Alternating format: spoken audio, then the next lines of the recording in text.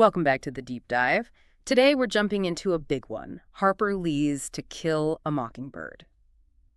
I'm This novel, it just keeps hitting home, doesn't it? Decades later. It's more than just assigned reading. It feels like a real cultural touchstone. Oh, absolutely.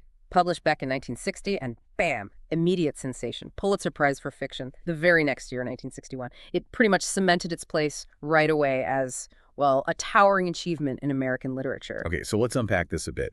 Our mission here, it isn't just to give you the plot points. We really want to explore why it's still seen as this timeless masterpiece and, what insights, maybe even uncomfortable ones, it still offers. We'll be drawing on some pretty insightful reviews and critiques, too.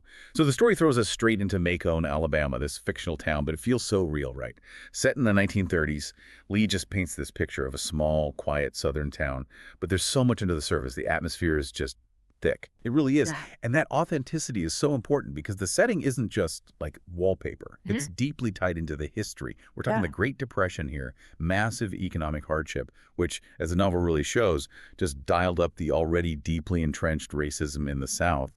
And what's really clever is how we see it all unfold through the eyes of Scout Finch Jean-Louise, a young girl, innocent, but wow, so perceptive. Yeah, you've got Scout, her brother Jem, their friend Dill. Just kids, really. They're navigating this pretty complicated world, and their childhood games and questions keep bumping up against these really harsh adult realities. It forces them, and us, frankly, to see things we might not want to. And right at the center, you have Atticus Finch. Scout and Jem's dad, he's widowed. Lee presents him as this incredibly principled lawyer. He's the moral compass, isn't he? Like a beacon of integrity. Courage, too, in a town just swimming in prejudice. How does she make him feel so iconic? Well, I think Lee very deliberately crafts Atticus as this almost archetype, a figure of real moral strength. He becomes this literary hero because he just doesn't back down from his convictions, even when everything and everyone is pushing against him.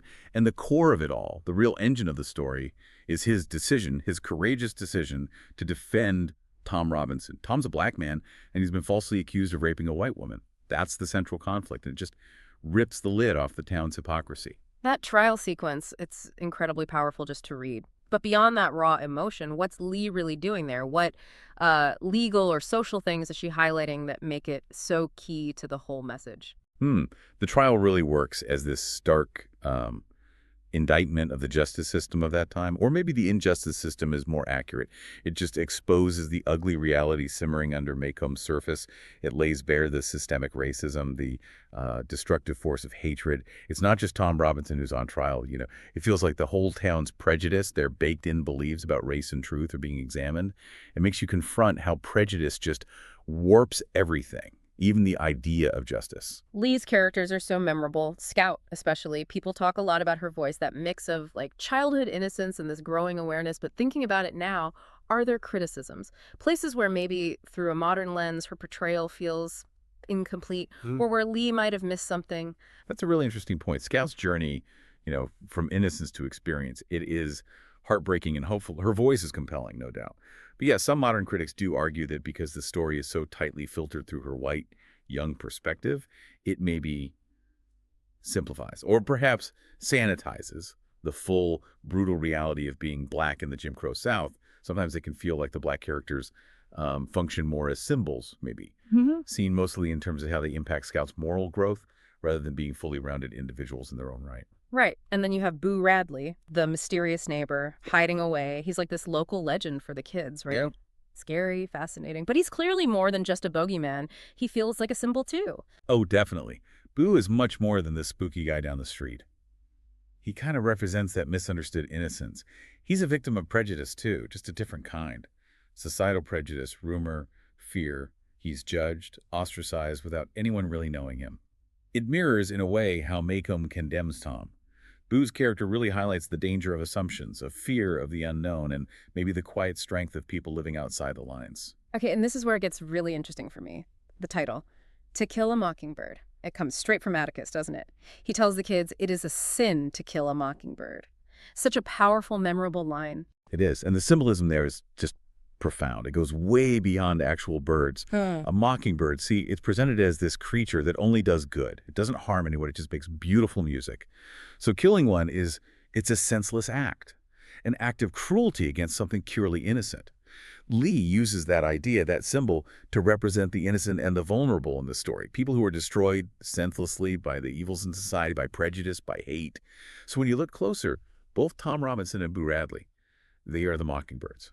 They're victims of this cruel, unforgiving world, harmed just because of who they are, who people think they are. The impact of this book, it's just undeniable, isn't it? It's kind of amazing how it still resonates so strongly today. It really is remarkable. It's become a standard text in schools all over the world. It sparks these really important, sometimes difficult conversations about racism, about justice, morality. And then there was the movie, of course, the 1962 film. Gregory Peck as Atticus won the Oscar for it. That really helped cement this story in the wider cultural consciousness. Yeah, the film is iconic too.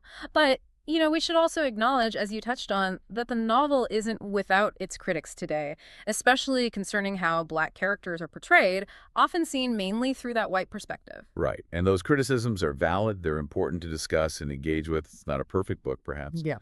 But despite that, I think To Kill a Mockingbird remains this incredibly vital and necessary work. It's still such a powerful reminder of the history and the ongoing struggle for racial equality. And it just hammers home the importance of empathy, of understanding, of standing up for what's right, even when it's hard. It's a book that makes you uncomfortable, makes you think, which is probably why it lasts. So the bottom line, what does it all mean? To Kill a Mockingbird really is much more than just a novel. It's like a timeless parable, isn't it? Still challenging us, provoking thought, maybe even inspiring us. It feels like a must-read if you want to grapple with American history, its complexities, and just the resilience of the human spirit. We really hope this deep dive gets you thinking again about its lessons, about justice, about empathy, and about the need to challenge prejudice wherever we see it. And maybe it raises a bigger question for all of us today. What does it actually mean to be a mockingbird in our world right now? Yeah. And thinking beyond that, how can we, actively help protect those who are vulnerable, misunderstood, make sure their voices aren't silenced, that they aren't harmed? Something to ponder. Definitely something to ponder. Thanks so much for joining us on this deep dive.